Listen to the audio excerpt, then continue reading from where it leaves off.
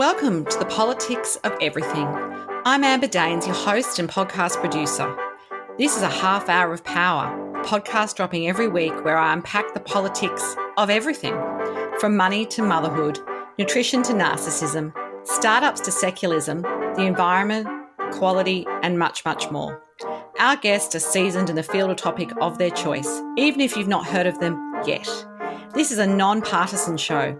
So while I love exploring varied views and get a buzz from a healthy debate of ideas, this is not a purely blue, white, green program. Please subscribe, tune in and enjoy the politics of everything.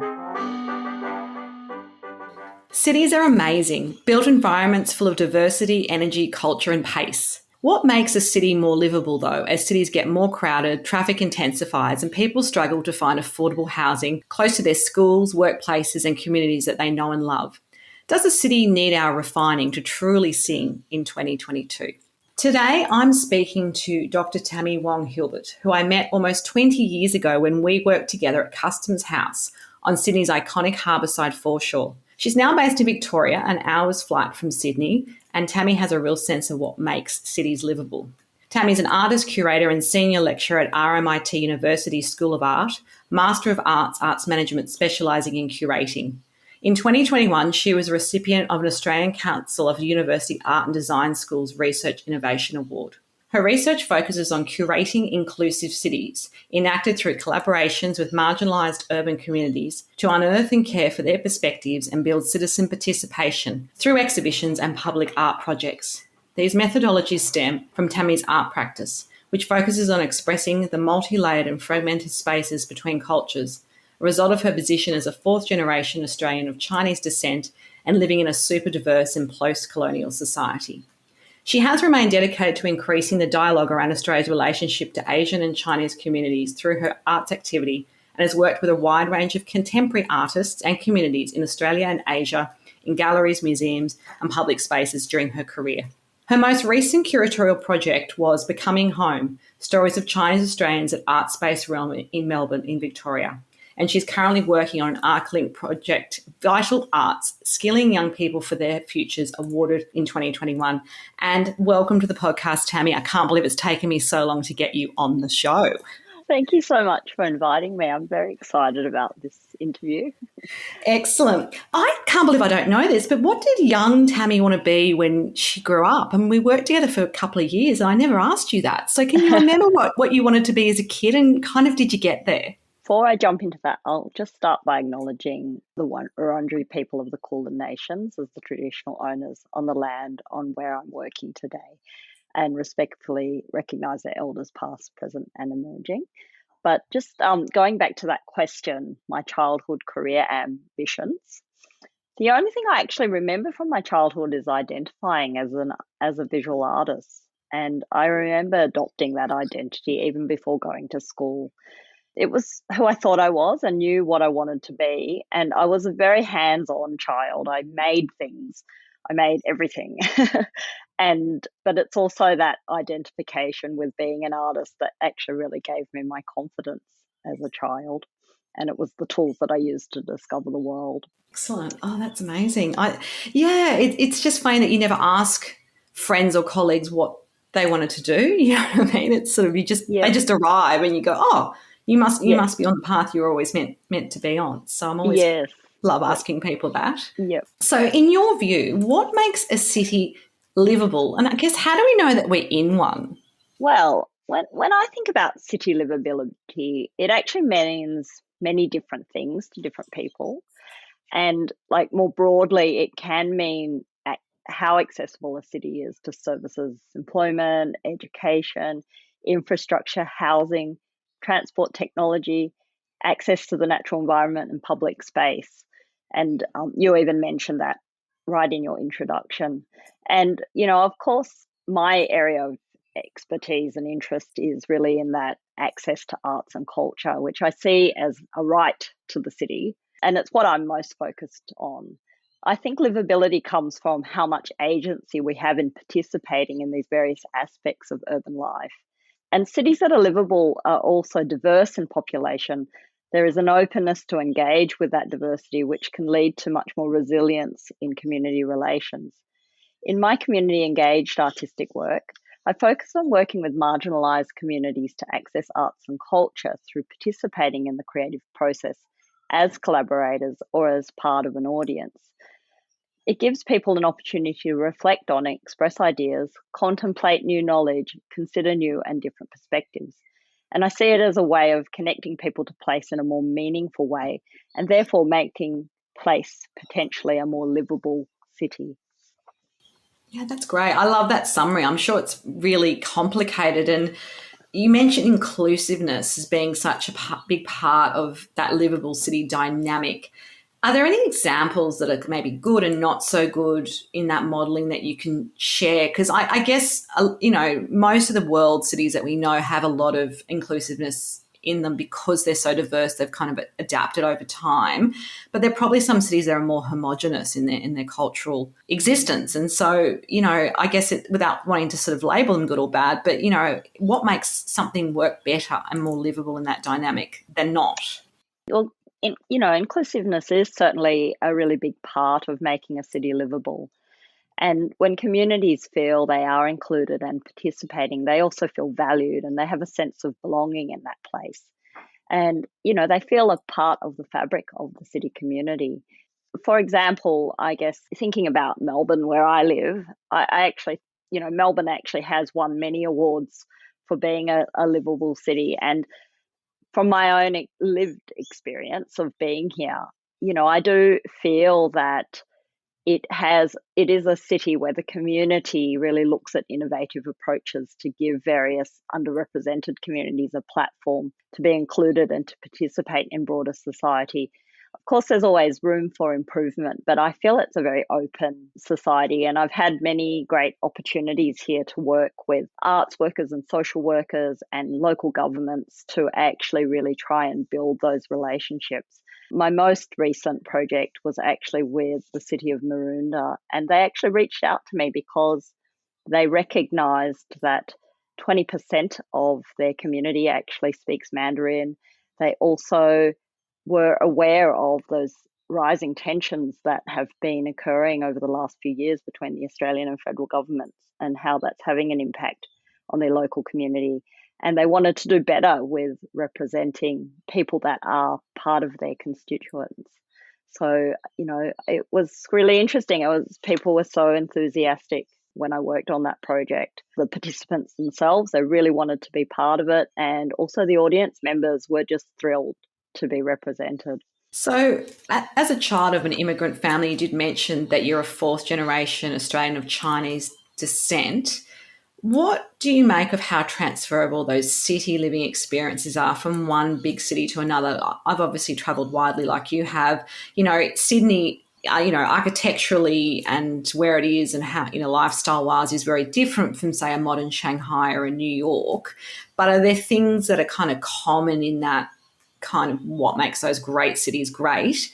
And how transferable is it from city to city? Like if I go to New York, am I going to find similar levels of diversity, or it will be really different because the built environment is so different, it's so intense, and the climate is also very different? I do think that plays a part as well. Yeah, it's interesting. Climate, yes, is definitely something that I think about a lot. But I think on the surface, global cities may have similarities in infrastructure. But I find that every community and micro community within a city has a very different outlook. And that is actually what's really worth investigating and unpacking further to really understand a place, that relationship that people have to place and who those people are. And I think there are so many layers of history in relation to place that are unique to each place. So I don't think the experience is always transferable. When you get to know local people, they all have their own stories. And that's what I discover each time I work on a new creative project.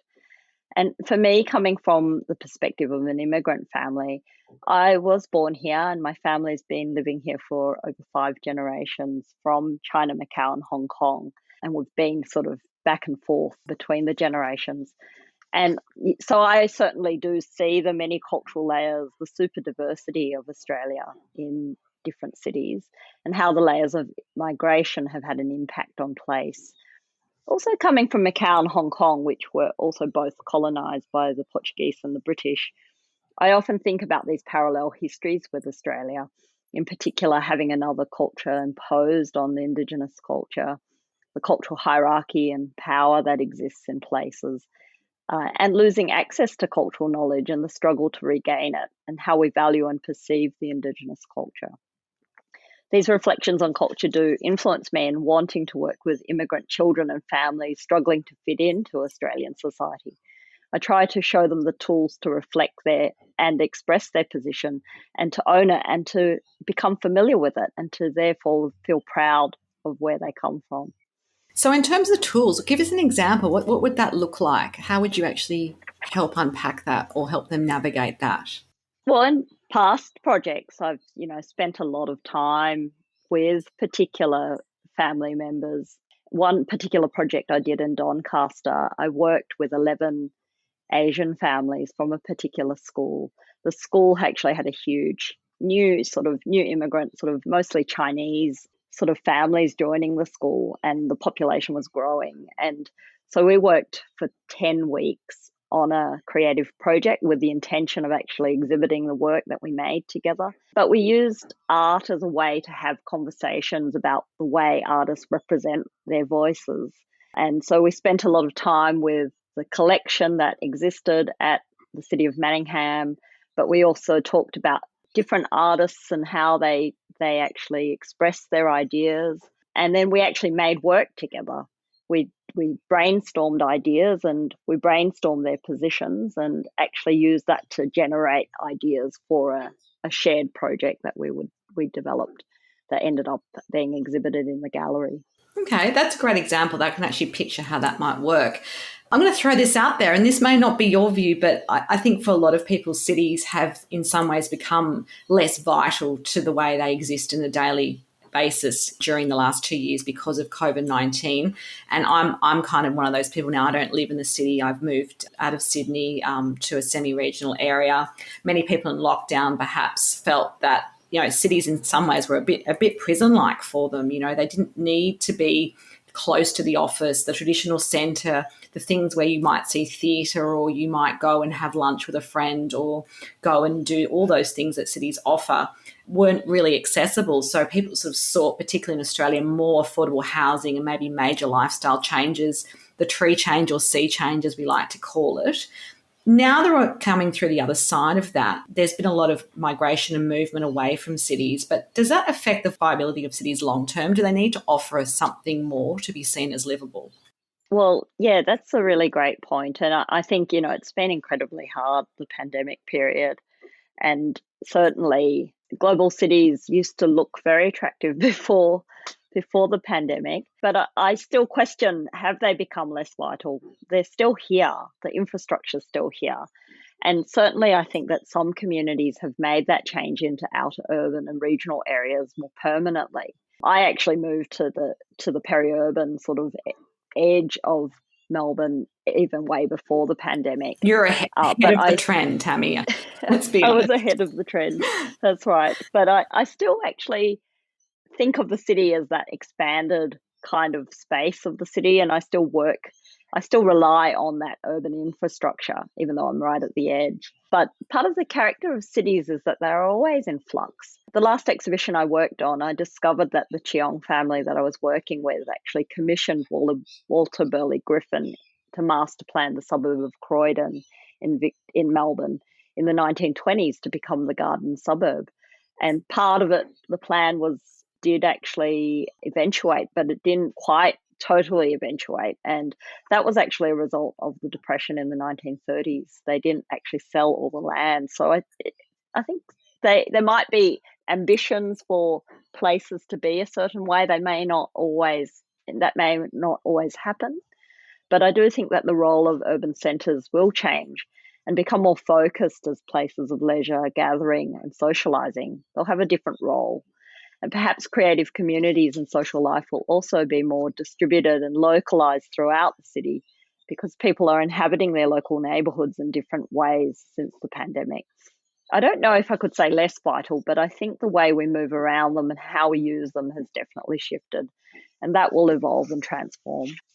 So why does it matter that we be near a city, for example? Because I'm thinking of how tech really allowed a lot of people, depending on what they did for work or for study and so forth, to use tech and to be connected to city experiences. And perhaps even when you and I worked together, there was that really, it was really early and it was very native, but, online exhibitions and virtual tours of, the Sistine Chapel, for example, in Italy and so forth. That was kind of happening then. Yeah. But now we have those hybrid experiences where if you can't get to the gallery, you can go and dial into a talk, or you can see that particular, show online, for example, like a theatre experience.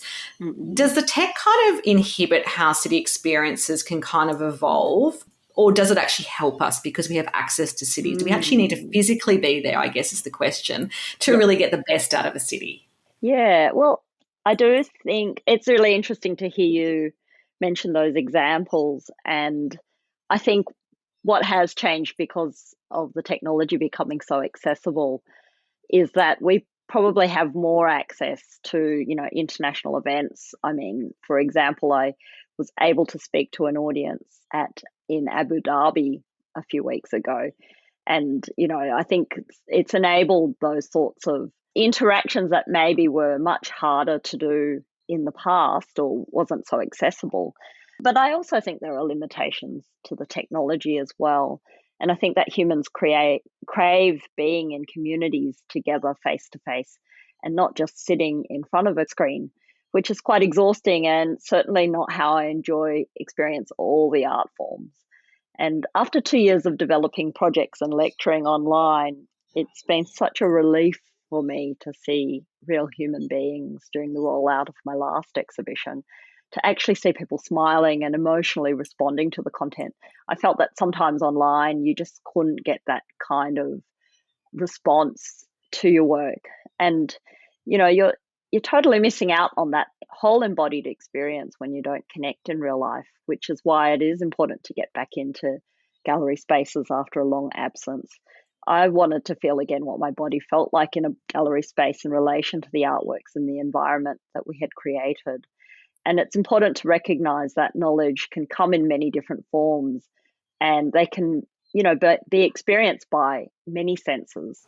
Yeah, I agree. And I have to say, I wonder if it's generational, and I don't know because we're of a similar vintage, but, would a younger generation who maybe have grown up much more comfortable with just living their lives on a smartphone and through a screen perhaps feel less like that FOMO, that missing out? Whereas I know I'm like you, I couldn't wait to go back into a theatre. I didn't care that I had to wear a mask or do, COVID testing beforehand. The fact to experience a show live rather than in my living room was really important to me. And also going with friends, that social aspect, I think, which when you're seeing something on your own through your own screen, is such an individualized experience. And I think sometimes these kind of city options are kind of about community and coming together as well. Yes, it's not really the same sitting in your lounge room yelling at your computer. Not really. And applauding. Exactly. Another question which I ask all my guests, and I'm hopefully can ask this of you today. Have you had one or two fantastic mentors in your life? And I guess who are they and why have they made such an impact perhaps to your career trajectory? That's a very difficult question, actually. I've had so many mentors and I've worked with so many great people that are so determined to make impact, including yourself, and show how we can really think in expansive ways. And because I could only sort of limit it to two, I just thought of two people that have influenced me. And I wanted to just say that I really adored working with Jennifer Kwok at Customs House when we worked together. Yay, Jennifer. If you're out there listening, we'll tag you. And I saw her putting into practice taking risks to develop inclusive creative programs back in the early 2000s. And she really, I remember her really wanting to challenge how we perceive Sydney through our programming. And I really enjoyed going on that journey with her. And she also had such a great sense of humour about it. I mean, I just had a flashback to back in 2005 working with Levy and his virtual worlds that were showing what, Indigenous Australia used to look like. And that was a long time ago that we were working on those projects, and it's still really relevant today. I guess the other person that I thought about a lot was actually the impact of my mother on my life. And my mum actually didn't have the opportunity to be educated. She actually finished school after primary school in Macau. She actually had to go and work. She had a very large family with 7 children. Her family had 7 children, so she was the second oldest, and she had to go and work when she was very young. But she always had great wisdom and openness in life, which in hindsight I see as influenced by her Taoist Buddhist upbringing. And she also always encouraged me to be GN, which actually means natural in Cantonese, to be myself. She never put her own expectations onto who I should be. And she just encouraged me to choose what I felt comfortable with, trusted my choices, and always encouraged me to keep going. Even after I had a child, she's like, "Oh, you can't, you've invested so much in your studies, you need to keep working." Yeah, that's great. And I think, that sense of autonomy and independence I grew up with was very empowering. It allowed me to find my own path. And it's an outlook I still take with me in my work today as an artist and curator and educator. So if we spoke again in a year's time, Tammy, what would be the number one thing you would have hoped to have changed in your career and why? Oh, good question. I do hope that we'll be able to travel overseas again more freely, and because I really miss that cross-cultural dialogue and learning from different contexts, and it's been pretty hard, even though I've been engaged through the technology with overseas communities. I think just learning in person is a very different thing. I really hope that that's something that we can improve over the next year or so. Yeah, absolutely. Become global citizens again in the true sense in some ways. That's right. A final takeaway message for us on the politics of livable cities. Well, the one thing I have learned in being an artist and urban researcher is to be a co-learner in the community. So each encounter that I've had with various communities is an opportunity to learn by doing and solving problems together. So by being active in this way, we can all contribute towards making our cities more livable. That's a great message. And if you do want to connect further with Tammy, of course, there'll be some details on our show notes. Until next time, take care. Thank you so much, Tammy, for coming and playing on my podcast today. Thanks, Amber. It was so great to catch up with you. Thanks so much for listening today. If you've enjoyed the politics of everything, I thrive on your feedback. So please add a short review and share the podcast with your network through Apple, Spotify, and all the usual suspects. I'm always on the hunt for new and diverse guests, so if you or someone you know has a fresh idea you're busting to get out there, please email me at amber@amberdanes.com and my crew will get back to you very soon.